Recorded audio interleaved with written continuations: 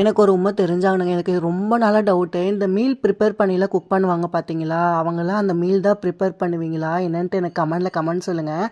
ஏன்னா, நான்லாம் நைட்டு படுக்கும்போது நாளைக்கு காலையில இதுதான் சமைக்கணும் அப்படின்னு சொல்லிட்டு மைண்ட் ஃபிக்ஸ் பண்ணி படுப்பேன். ஆனா காலையில எந்திரிச்சிருப்பேன். காலையில எந்திரிச்சதும் இல்ல இதெல்லாம் பண்ண முடியாது இந்த டைமுக்கு அப்படின்னு சொல்லிட்டு வேற டிஷ் கூட நான் பண்ணி அனுப்பிச்சு விட்டுருக்கேன். ஸோ அதனால தான் கேட்டேன். இன்னைக்கு வந்து பார்த்தீங்கன்னா, நெய் காய்ச்ச வேண்டியது இருந்தது. அதே மாரி மாவும் ஆட்டிட்டு இருந்தேன்.